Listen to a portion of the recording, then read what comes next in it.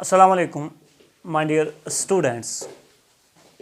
Today we will discuss another unit of 11th class that is most important and that is very interesting topic. You know बच्चों, उस topic का नाम है cell cycle. Cell cycle ये थोड़ा difficult लगता है बच्चों को, लेकिन मैं इंशाल्लाह आपको उस तरीके से इसको समझाऊंगा ताकि आपको ये बहुत इजी लगेगा. सेल साइकिल है क्या और इसकी सिग्निफिकेंस है क्या. बेसिकली दुनिया में हर एक ऑर्गेनिज्म, चाहे इंसान है, चाहे हैवान है, चाहे प्लांट है, कोई भी ऑर्गेनिज्म है, वो अपनी लाइफ स्टार्ट करता है from a single cell. This is a cell here. वो अपनी लाइफ को स्टार्ट करता है फ्रॉम ए सिंगल सेल. लेकिन अगर हम अपनी बॉडी इस वक्त देखेंगे, हमारी एक सिंगल सेल नहीं है. We are having millions billions of cells. अगर हम यहाँ देखेंगे, यही सेल अगर हम देखेंगे ये डिवाइड करती है और मास ऑफ सेल्स बनते हैं, और वही mass of cells ultimately different organs बनाते हैं, और ultimately we can say that these cells then convert into the organism.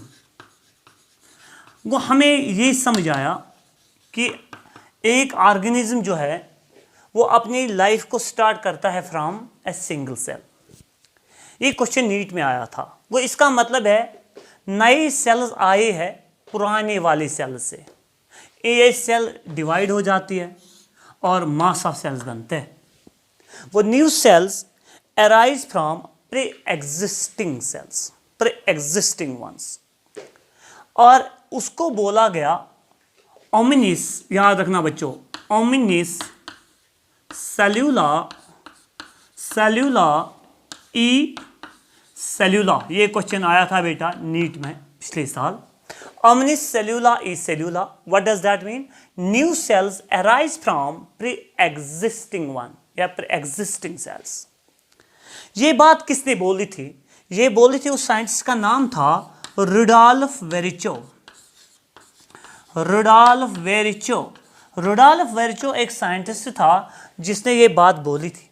क्या? New cells arise from pre existing ones. Clear? अब देखो बच्चों, अब ये क्या होता है, कैसे ये होता है. सेल अगर हम देखेंगे, आप इस सेल को देखिए बेटा. मैं यहां एक सेल बनाऊंगा. This is a cell. आपने 9th में पढ़ा होगा बेटा. इसके अंदर एक न्यूक्लियस होता है. ये न्यूक्लियस है. सेल के अंदर ये न्यूक्लियस है, और न्यूक्लियस के अंदर एक्चुअली होता है जेनेटिक मटेरियल.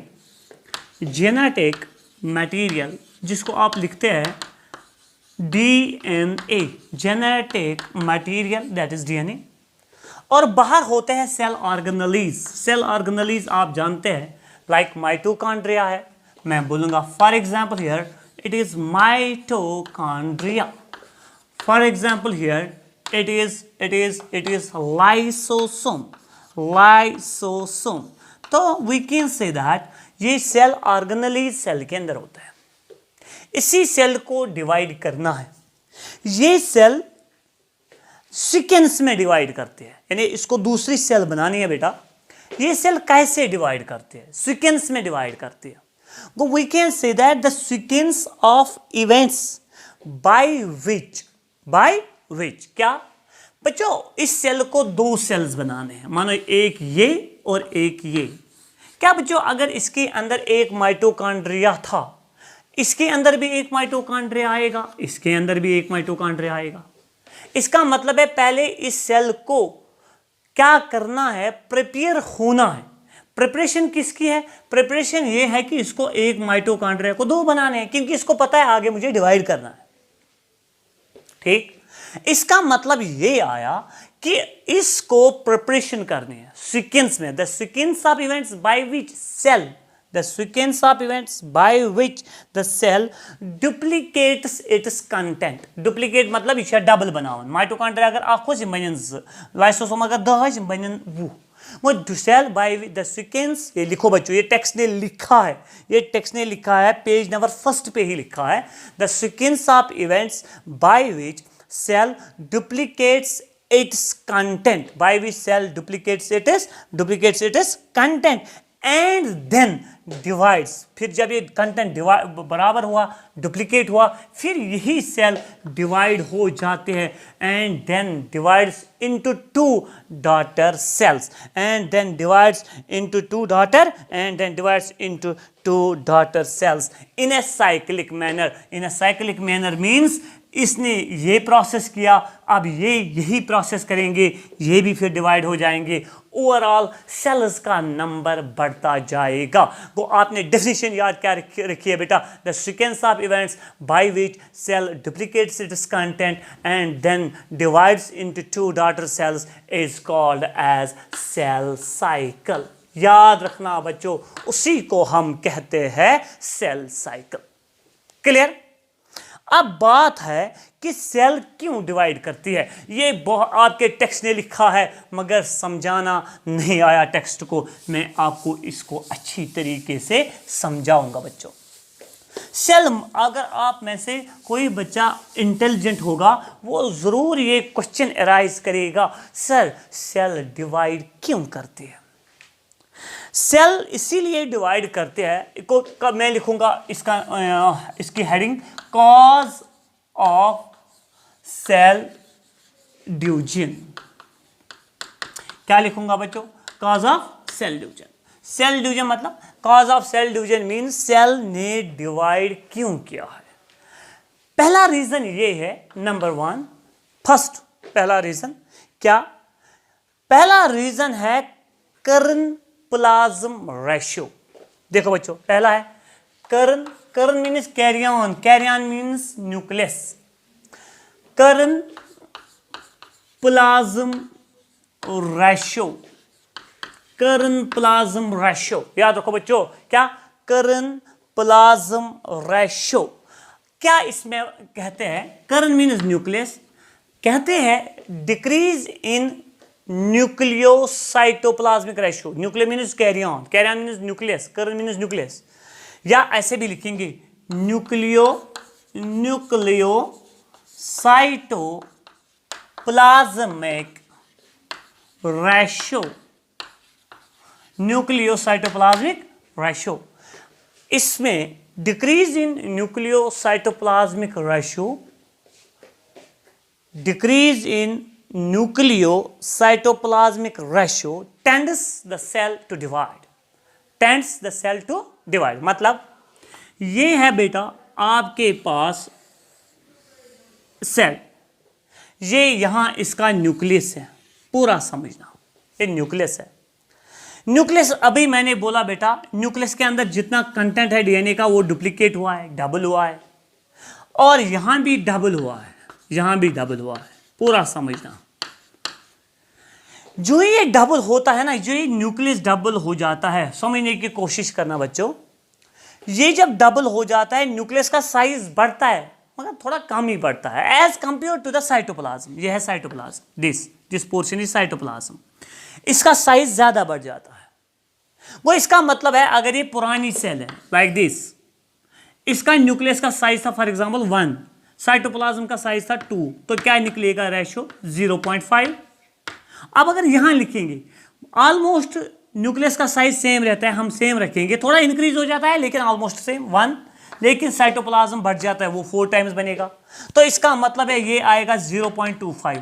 अब बड़ी सेल में जो ये बन गई सेल, इसमें न्यूक्लियोसाइटोप्लाज्मिक रेशियो बढ़ गया कि घट गया? घट गया. Decrease in nucleocytoplasmic ratio tends the cell to divide. आप डिवाइड करो. क्यों? क्योंकि ये डायरेक्टर जो न्यूक्लियस होता है ये इतने मेंबर्स को पाल नहीं सकता है, यानी इनको फीड नहीं कर सकता है, इनको कंट्रोल नहीं कर सकता है, तो इसलिए ये चाहता है कि cell will divide. Cell divide. अब दूसरा है बेटा, दूसरा काज है सरफेस वॉल्यूम रेशियो. ये पहला काज था। अब है दूसरा बेटा surface volume ratio. Surface volume ratio, what does that mean? ये है हमारे पास एक सेल, ठीक, यह है इसका न्यूक्लियस। सेल चाहती है कि मैं डिवाइड करूं, फिर इसको पहले डुप्लीकेट होना पड़ेगा, सेल बढ़ जाएगी, कॉमन सेंस। मुझे बोला अंदर मेंबर्स बढ़ गए कि घट गए? बढ़ गए। उनको फीड करना है, उनको खाना देना है, इनको ग्लूकोज पहुंचाना है, ऑक्सीजन पहुंचाना है। तो इसका मतलब है यहां से ये सरफेस थी, जितनी सरफेस थी ना, यहां से लेके यहां तक सरफेस थी, उतने अंदर मेंबर्स थे। तो मेंबर्स क्या थे? मेंबर्स 3 थे, मिसाल 3 ऑक्सीजन मॉलिक्यूल्स अंदर जाते थे फॉर एग्जांपल, तो ये सर्वाइव करते थे। अब यहां मेंबर्स बहुत बढ़ जाते हैं, लेकिन सरफेस भी बढ़ जाती है मगर उतनी नहीं। यानी 4 अब ऑक्सीजन मॉलिक्यूल्स अंदर गए सेल के अंदर, मगर अंदर जरूरत है 8 मॉलिक्यूल्स की। अब क्या करेगी वो? इसमें कमी होगी अंदर न्यूट्रंस की, ऑक्सीजन की, कि इसमें मतलब ज़्यादा रह गया न्यूट्रंस और ऑक्सीजन, कमी हो गई ना उनकी। तो वही कमी इस सेल को मजबूर करते हैं टू डिवाइड। वो इसका मतलब है सरफेस वॉल्यूम ज़्यादा बढ़ गया, सरफेस कम बढ़ गया। वो surface volume ratio, surface volume ratio, volume ज्यादा बढ़ गया, सरफेस कम बढ़ गई, तो इसका मतलब है तो रेशो आएगा कम की ज्यादा, रेशो आएगा कम। इसका मतलब है वो भी एक फैक्टर है जो सेल्स को क्या मजबूर करता है, तो डिवाइड। ठीक है ना बच्चों? अब थर्ड काज क्या है बेटा? थर्ड, आप अपनी टेक्स्ट पढ़ना बेटा, एक लाइन ऐसी नहीं होगी जो मैं नहीं पढ़ाऊंगा बेटा। This is my favourite topic. Listen now. Third है बेटा, दैट इज कॉल्ड एज माइटोजेंस। क्या बोला जाता है? माइटोजेंस। माइटोजेंस ये क्या होता है? मिसाल के तौर पर मैं समझाऊंगा। कोई इंसान है, इसको जख्म लग जाता है बाजू पे, कहीं पे, फिर 2, 3, 4, 5 मिनट के बाद ये हील अप हो जाता है। ठीक है ना बेटा? इसका मतलब है फॉर एग्जाम्पल ये किसी की बाजू है, 2 मिनट के लिए बाजू है, यहाँ इसको जख्म लग जाता है। यहाँ जो इर्द गिर्द सेल्स होते हैं ना, ये डेड हो गए, लेकिन ये वाले सेल्स लाइव रह गए। ये जो बीच में सेल्स है ये डेड हो गए। यहाँ से ऊज आउट हो जाता है ब्लड, दबन यपर हसा नेरी खून, जरूर नेरी, ब्लड ऊज आउट हो जाता है थ्रू दिस वे। ओके, जब ये ब्लड बाहर आता है ना बेटा, तो ब्लड के साथ कुछ माइटोजेंस होते हैं, यानी कुछ फैक्टर्स होते हैं, लाइक पीडीजीएफ। ये क्या मतलब रखता है बेटा? प्लेटलेट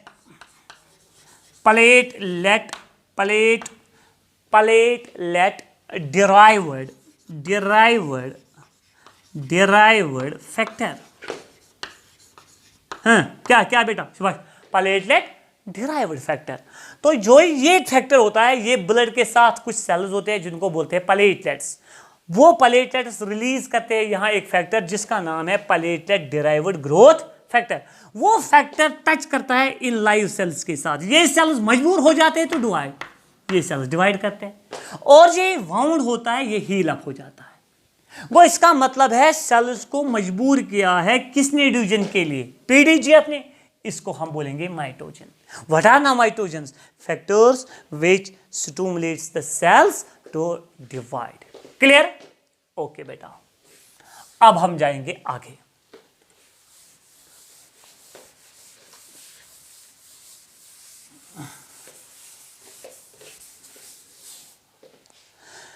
सेल साइकिल में ऐसे लिखूंगा, cell cycle.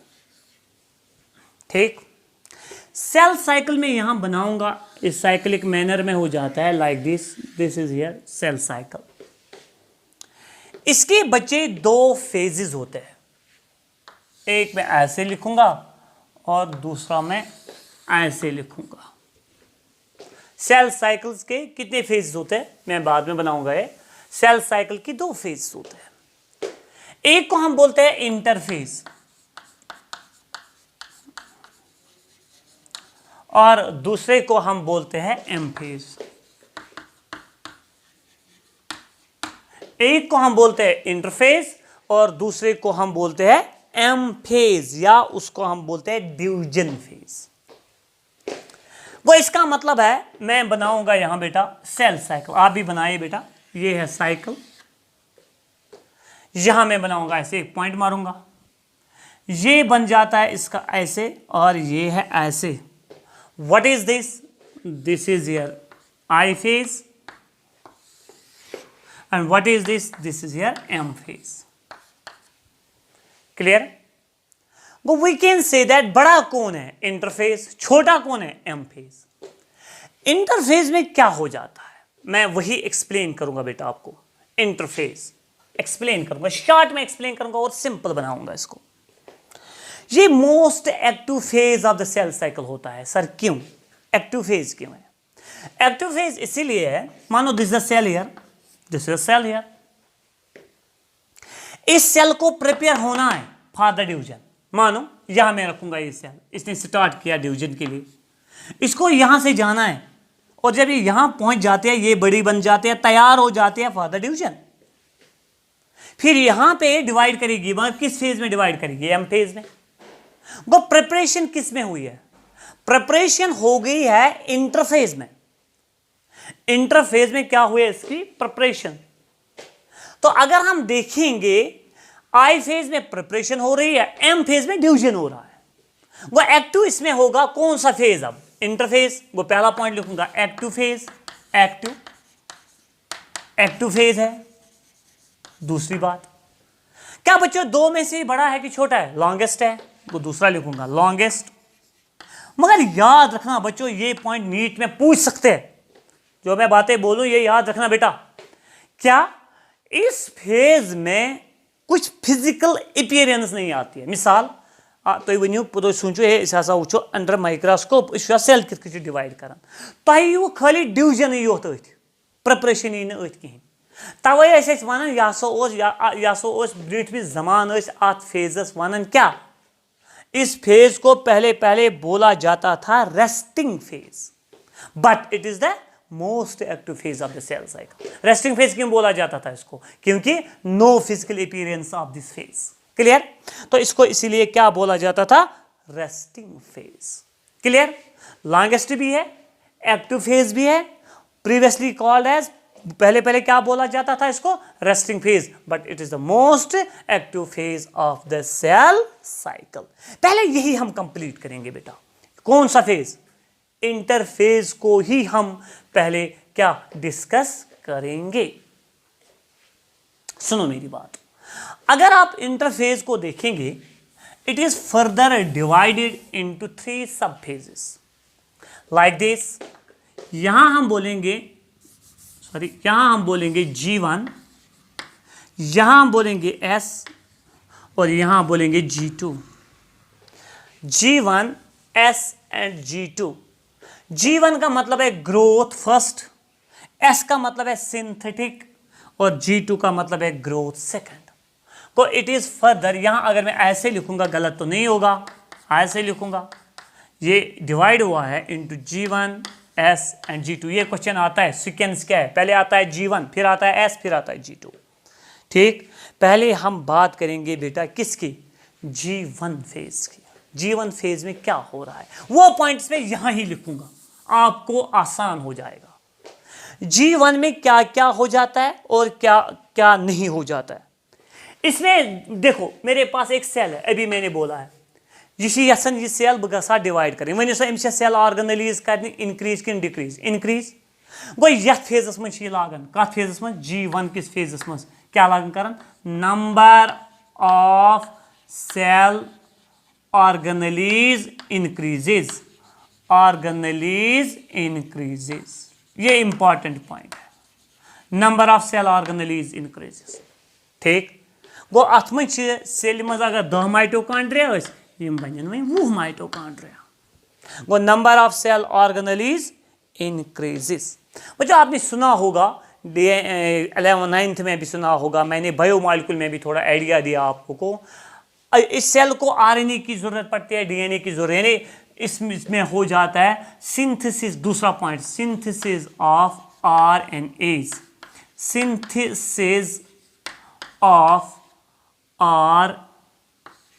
N A's, RNAs मतलब वो tRNA, mRNA, rRNA, tRNA, mRNA, rRNA, tRNA, mRNA, rRNA. और इसी phase में cell की maximum growth हो जाती है।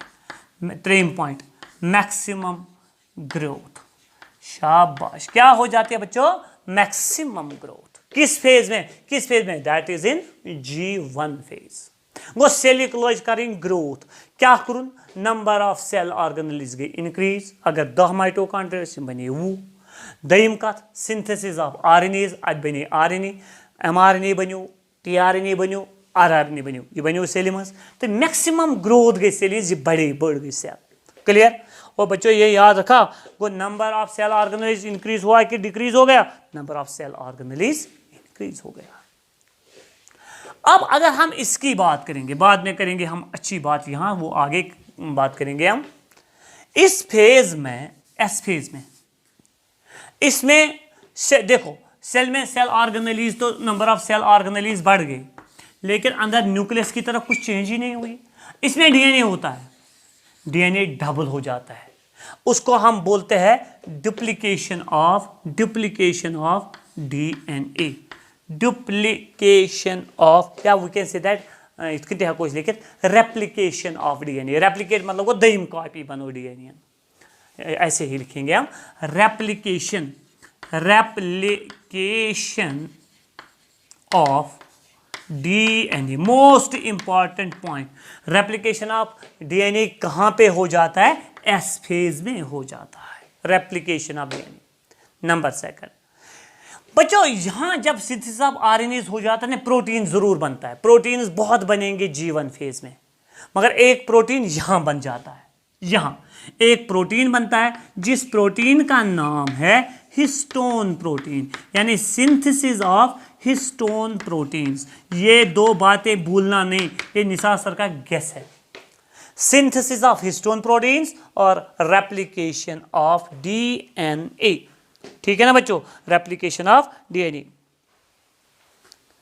और एक चीज हो जाता है, और एक चीज हो जाता है बेटा, कि यहां क्या होता है? यहां हो जाता है बेटा एक इंपॉर्टेंट पॉइंट, एक इंपॉर्टेंट पॉइंट वो ये है कि सेंट्रियोल्स डुप्लीकेट हो जाते हैं।